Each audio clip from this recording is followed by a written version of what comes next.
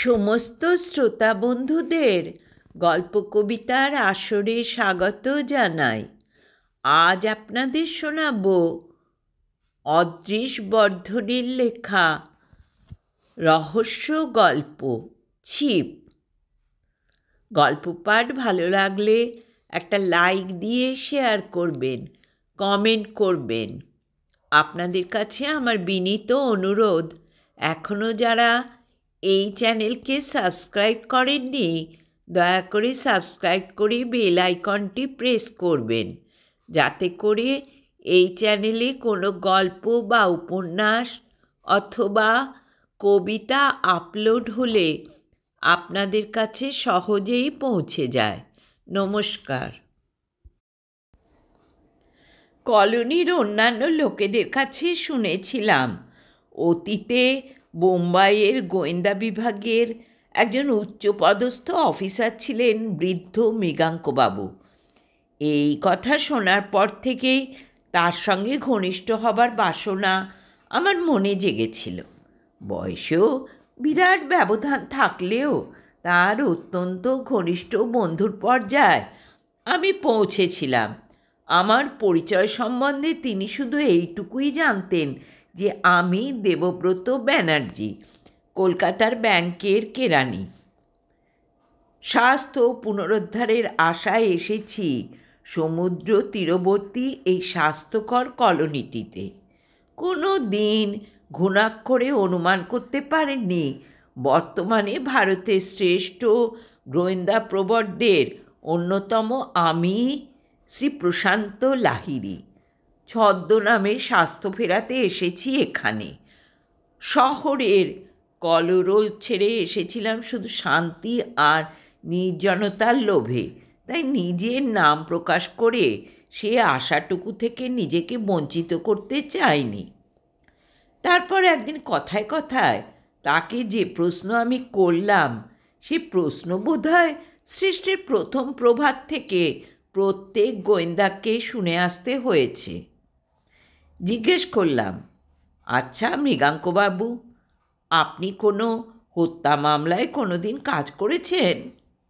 আমার দিকে তিনি একটু বিদ্যুৎচকিত দৃষ্টি নিক্ষেপ করলেন, অর্ধ কৌতুকময় অর্ধ সন্দিগ্ধ সে দৃষ্টি।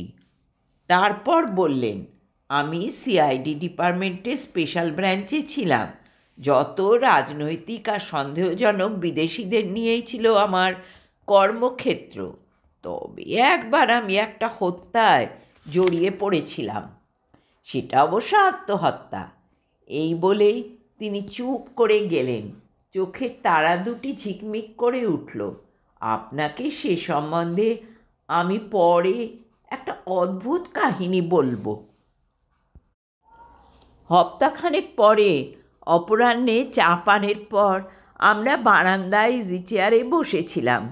তিনি বিষণ্ণ শান্ত চোখে সমুদ্রের তরঙ্গ নৃত্য দেখছিলেন। মুখটা বিষদাচ্ছন্ন, চোখের দৃষ্টিতে কেমন জানি উদাস ভাব মাখানো। অধিকাংশ সময় উনি এইভাবে চুপ করে বসে থাকতে ভালোবাসতেন। আমিও বসেছিলাম চুপ করে। এক সময় আস্তে আস্তে বললাম, মৃগাঙ্কবাবু, আপনি একদিন বলেছিলেন একটা আত্মহত্যার কাহিনী বলবেন।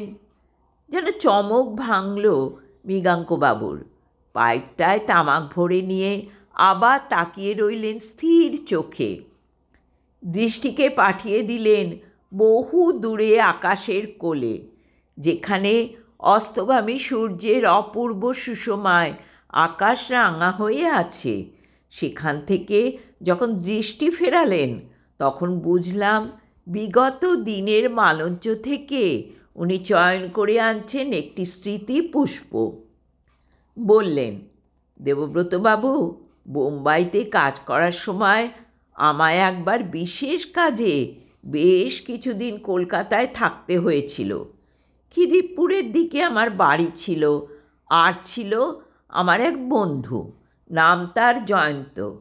সত্যি জয়ন্তর সঙ্গে আলাপ হলে তাকে আপনি পছন্দ না করে পারবেন না। স্ত্রী পুরুষ নির্বিশেষে সকলের সঙ্গে মেশবার তার একটা আশ্চর্য ক্ষমতা ছিল। সেটা তার বিশেষত্ব। আমরা দুজনে প্রায় প্রতি রোববারই হাঁটতে হাঁটতে বহু দূর পর্যন্ত চলে যেতাম। ফিরতে রাত হয়ে যেত। যে রাতের কথা আমি বলছি, সে রাতে বেশ এক চক্কর ঘুরে এসে জয়ন্তর বাড়িতেই আমি রাতের আহারটা সেরে নিলাম।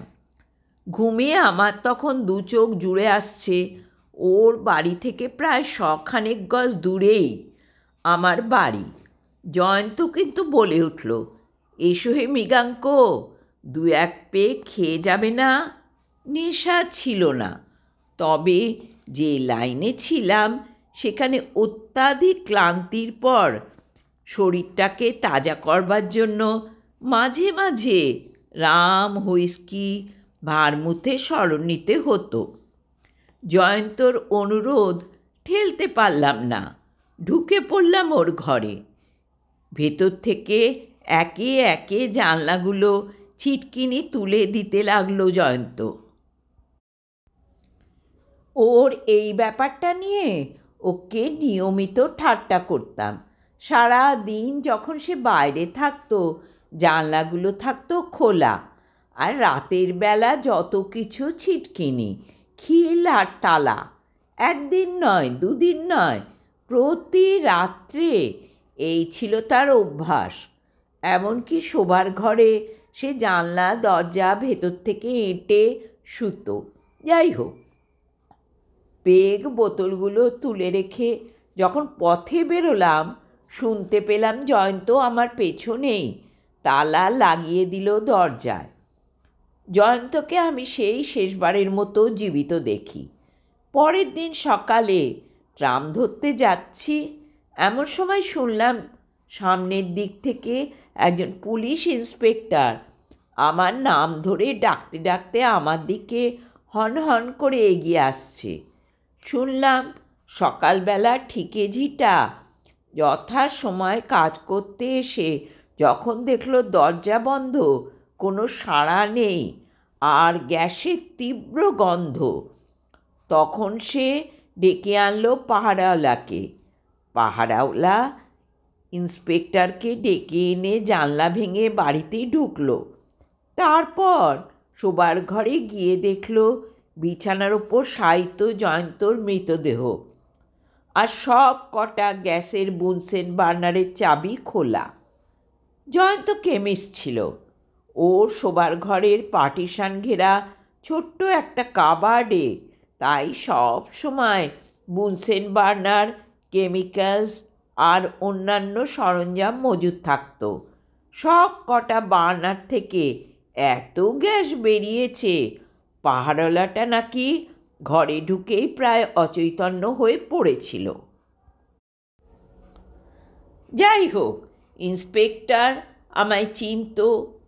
এ সংবাদও রাখত যে জয়ন্ত আমার বিশেষ বন্ধু, তাই সর্বপ্রথমেই ছুটে এসেছে আমার কাছে। তার সঙ্গে ঢুকলাম বাড়ির মধ্যে। মনে পড়ে যে প্রথমেই সিঁড়ির নিচে খুপড়ি ঘরটায় গ্যাস মিটারের ওপর আমার দৃষ্টি আকর্ষণ করলে, শুধালে, আচ্ছা মৃগাঙ্কবাবু, আমার তো মনে হয় এটা নিছক দুর্ঘটনা ছাড়া আর কিছুই নয়। ধরুন উনি বার্নার জ্বালাতে গিয়ে দেখলেন যে মেন ককটা বন্ধ। অত রাতে আর কে নিচে নাবে বলুন? উনি চাবিগুলো বন্ধ করতে গিয়ে ঘুমিয়ে পড়লেন। আচ্ছা, এই সময় যদি একটা বেড়াল ওই গুলগুলিটার ভেতর দিয়ে লাফিয়ে পড়ে মেন ককটার ওপর, খুপড়ি ঘরটা প্রায় ছাদের কাছে, মিটার থেকে 10 ফুট উঁচুতে একটা ভেন্টিলেটর ছিল, 4 চৌকো গর্ত একটা, এবড়ো খেবড়ো কিন্তু মোটা মোটা শিক বসানো। কিন্তু তাও দেখছি সম্ভব নয়। হতাশভাবে মাথা নাড়তে থাকে ইন্সপেক্টরটি। যদিও মেনককটা খুব আলগা, কিন্তু একে খুলতে হলে তো দেখছি ওপর দিকে পাক দিতে হয়। মৃতদেহটার দিকে তাকানো যাচ্ছিল না, দুঃখিতভাবে ইন্সপেক্টরটি বললেন, চমৎকার মানুষ ছিলেন জয়ন্তবাবু, শেষে আত্মহত্যা করলেন। তারপর যথারীতি পুলিশ তদন্ত হলো। জয়ন্ত সবকটি জানলা দরজা ভালো করে এঁটে বার্নারগুলো চাবি খুলে দিয়েছিল। কাজেই যথাসময় তার রায় বেরোলো, আত্মহত্যা। পুলিশি তৎপরতার শেষ ওখানে। কিন্তু ব্যাপারটা এত সোজা ছিল না, কেননা জয়ন্ত মোটেই আত্মহত্যা করেনি, তাকে ধীর মস্তিষ্কে খুন করা হয়েছিল। আমি লাফিয়ে উঠলাম। বৃদ্ধের বাচনভঙ্গিতে আমি এমনই বিস্ময়চকিত হলাম যে মুখ দিয়ে অজ্ঞাতসারেই বেরিয়ে গেল, খুন? কেমন করে? একটা ছিপ দিয়ে, বললেন মৃগাঙ্কবাবু। বিস্ফারিত চোখে আমি তাকিয়ে রইলুম। জয়ন্তবাবু গ্যাসে আত্মহত্যা করেননি, একটা ছিপ দিয়ে তাকে হত্যা করা হয়েছে। এই সংবাদ তাহলে পরে প্রকাশ পেয়েছিল, তাই নয় মৃগাঙ্কবাবু? বললাম আমি। না, কোনো দিনই প্রকাশ পায়নি। কিন্তু আপনি তো জানতেন, আপনি তার ঘনিষ্ঠ বন্ধুও ছিলেন। তবু কেন আমি বললাম না? মাথাটা কাত করে আমার দিকে তাকালেন তিনি। অনেক কারণে মশাই, অনেক কারণে। অত বড় একটা সত্য কোনো সিআইডি অফিসারের চোখ এড়িয়ে যাওয়া একটা অসম্ভব ব্যাপার। আমারও যায়নি।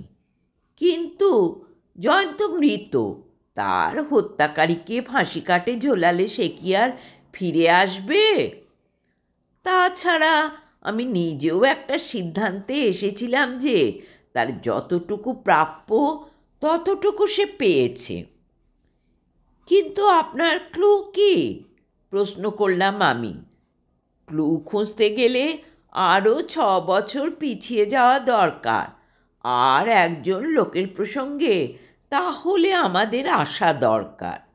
তার নাম এখনো পর্যন্ত আমি উল্লেখ করিনি।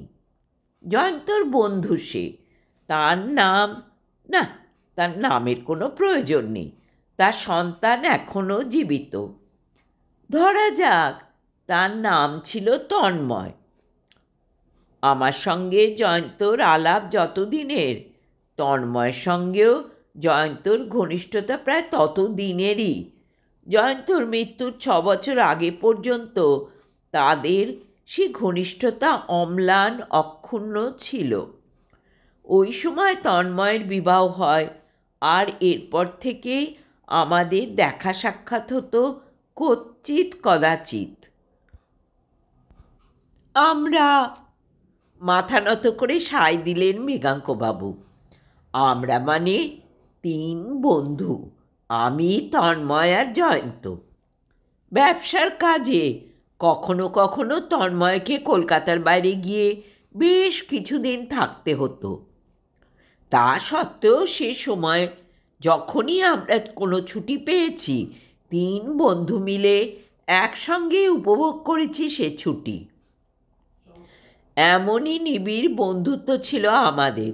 কিন্তু বিয়ের পর থেকেই তন্ময় তার অবসর সময় কাটাতে শুরু করলে তার নবপরিণীতা তরুণী ভার্যার সঙ্গে। আর সত্যি ভালোবাসত বটে তন্ময়। সমস্ত হৃদয়টা সে যেন স্ত্রীর হাতে সঁপে দিয়েছিল। সংযত স্বরেই কথা বলছিলেন মৃগাঙ্কবাবু, তবুও শেষ শব্দগুলো উচ্চারণ করার সময় তার গলা যেন ঈষৎ কেঁপে উঠল। বলে চললেন উনি, নিজের সমস্ত সত্তা দিয়ে এমন গভীর ভালোবাসা বড় একটা দেখা যায় না। স্ত্রীকে তার অদেয় কিছু ছিল না।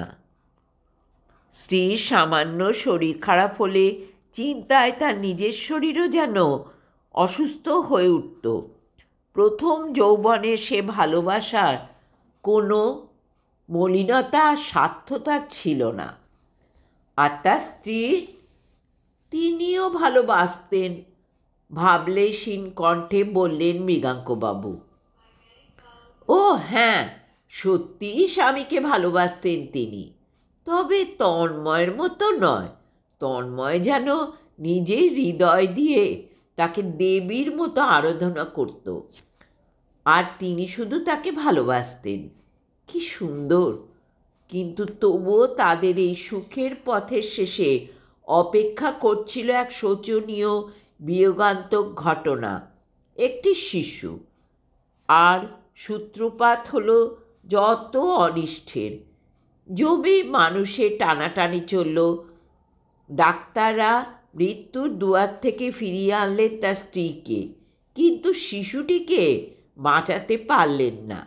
যাবার সময় ডাক্তাররা তন্ময়কে সতর্ক করে দিয়ে গেলেন, আবার যদি তিনি গর্ভবতী হন তাহলে পৃথিবীতে তাকে আর কেউ ধরে রাখতে পারবে না।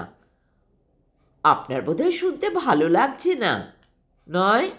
জীবন আর মৃত্যু অতি সাধারণ নিত্যনৈমিত্তিক ঘটনা, আর তবুও বললাম আমি।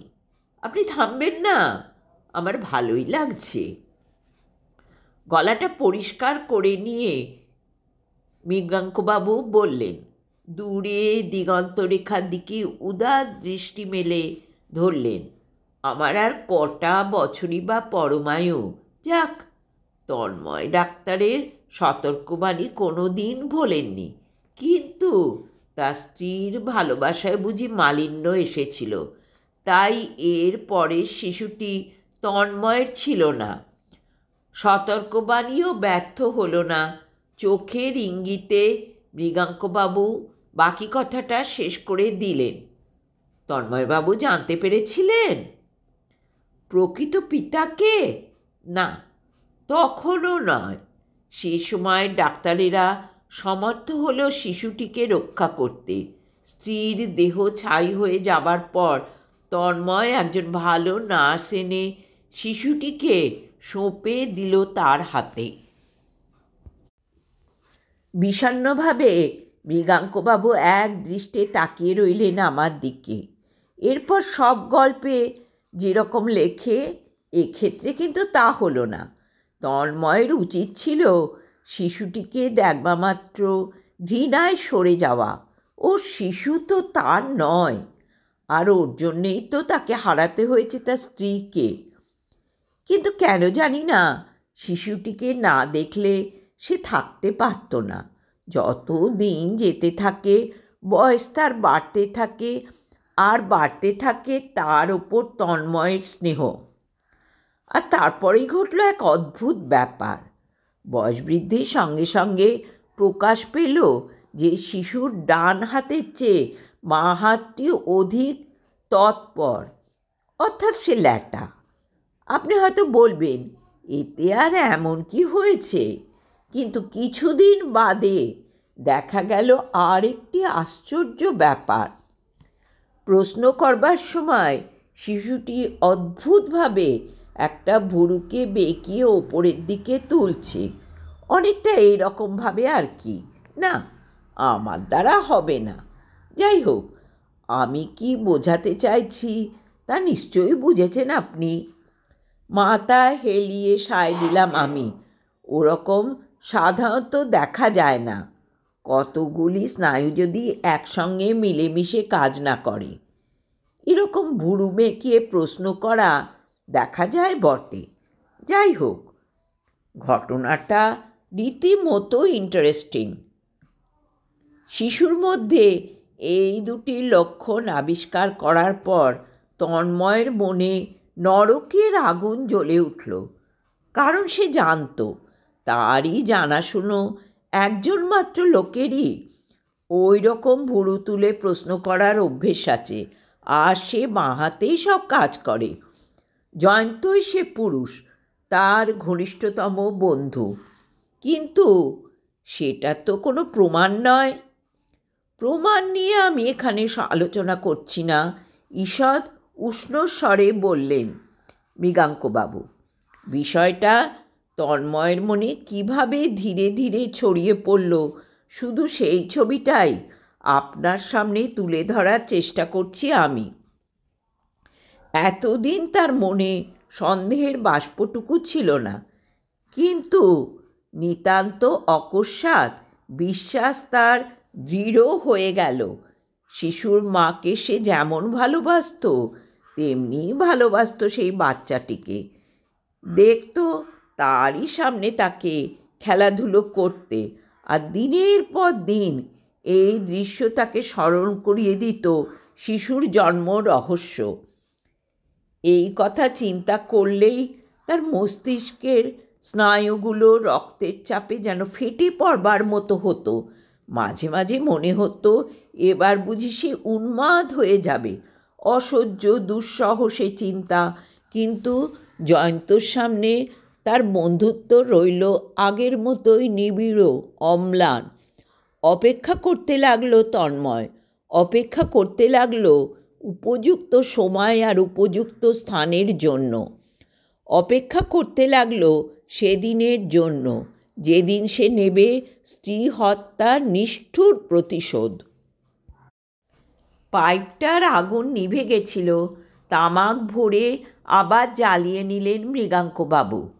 জিজ্ঞাসা করলেন, আচ্ছা, খুনটার প্ল্যানটা এখনো ধরতে পারেননি আপনি? আপনি একটা ছিপের কথা বলছিলেন না? হ্যাঁ, সাধারণ ছিপ না, ফোল্ডিং ছিপ। পেরেছি, কিন্তু আপনার মুখেই শুনতে চাই। বিস্মিত চোখে আমার দিকে তাকালেন মৃগাঙ্কবাবু। আপনি প্ল্যানটা বুঝতে পেরেছেন? হ্যাঁ, বললাম আমি। চুপ করে রইলেন মৃগাঙ্কবাবু। তারপর ছোট্ট একটা দীর্ঘশ্বাস ফেলে বলতে লাগলেন, ছিপটা বাগানের গুদুমের মধ্যেই খুঁজে পেয়েছিল তন্ময়।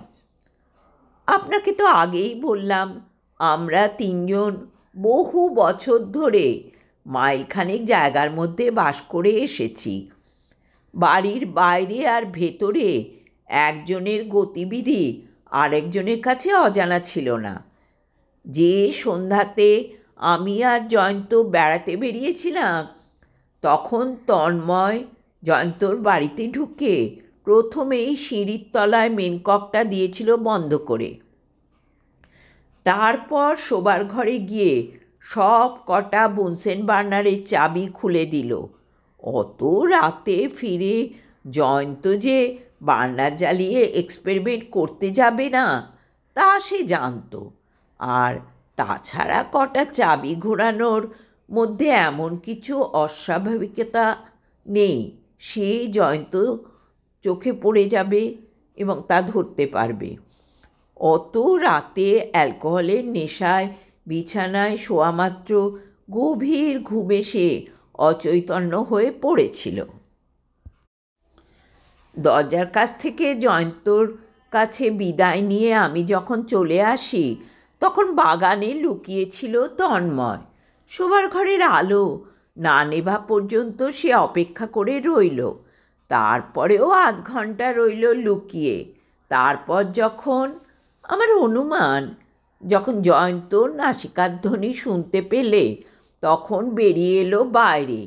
গ্রীষ্মকালের পরিষ্কার রাত, হাতে সময় রয়েছে প্রচুর। কাজে ধীরে সুস্থে কাজ শুরু করলো তন্ময়। ছিপের টুকরো টুকরো অংশগুলো নিয়ে পরপর জুড়ে ফেলল। তারপর এসে দাঁড়ালো জয়ন্তর শোবার ঘরের জানলার নিচে।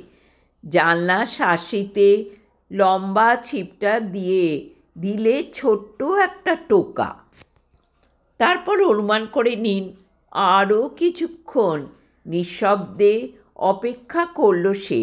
অবশেষে সে নিশ্চিন্ত হলো যে অঘরে ঘুমোচ্ছে জয়ন্ত।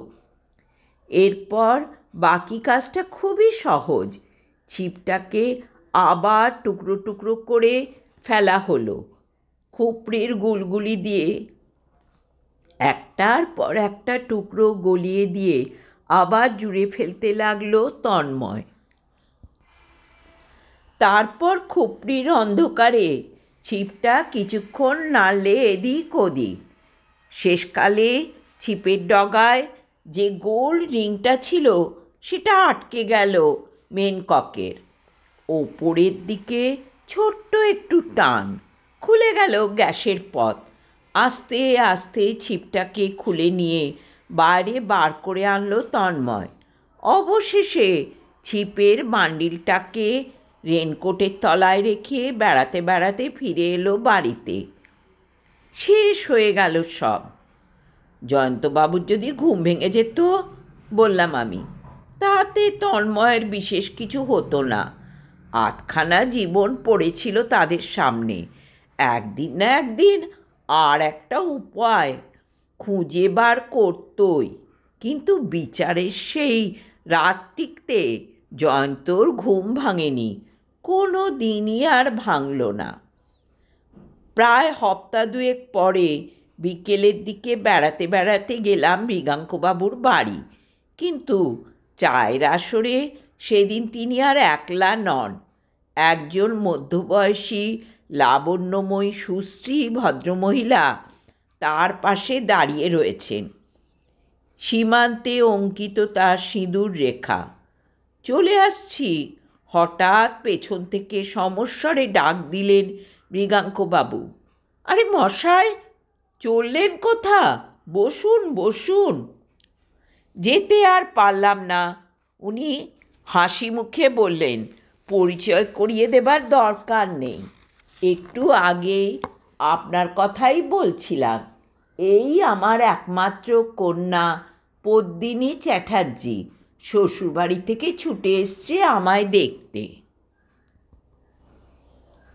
উনি আমাকে একদিনও ওর কন্যার উল্লেখ আমার কাছে করেননি, কিন্তু দুজনে মিলে আমায় এমন আন্তরিক অনুরোধ করতে শুরু করলেন যে তাদের নির্বন্ধ এড়াতে না পেরে থেকে গেলাম। কথাবার্তা শুনে বুঝলাম পদ্মিনী চ্যাটার্জি শ্বশুরবাড়ি থেকে প্রায় চলে আসেন এখানে। বৃদ্ধের জরা অঙ্কিত মুখে সেদিন সে কি অস্বাভাবিক উল্লাস আর আনন্দের প্রতিচ্ছবি দেখলাম। কন্যার সংস্পর্শে এসে যেন বেশ কয়েক বছর বয়স তার কমে গেছে। অনর্গল তিনি কথা বলতে লাগলেন। মুহূর্তের জন্য কন্যার ওপর থেকে দৃষ্টি সরালেন না। দেখলাম পদ্মিনী দেবীও পিতান্ত প্রাণ। নিঃশব্দে এই স্নেহ মধুর দৃশ্য অন্তর দিয়ে উপলব্ধি করছি। এমন সময় আমার ওপর চোখ পড়তেই হেসে ফেললেন পদ্মিনী দেবী। আমাদের এই বকবকানি শুনে আপনি কিছু মনে করছেন না তো? অনেক দিন বাদে বাবার সঙ্গে দেখা হলো কি না তাই। কিন্তু এখন তো দেখছি বাবা একজন সত্যিকারের সঙ্গী পেয়েছেন। আমার পক্ষে সেটা খুব বিপদের কথা। কৃত্রিম একটা দীর্ঘশ্বাস ফেলে বললেন, তাই নয় বাবা? বলে একটা সুদৃশ্য ভুরু অদ্ভুতভাবে বেঁকিয়ে তুললেন ওপরের দিকে। আর তারপর লক্ষ্য করলাম তিনি চা ঢালছেন বাঁ হাত দিয়ে।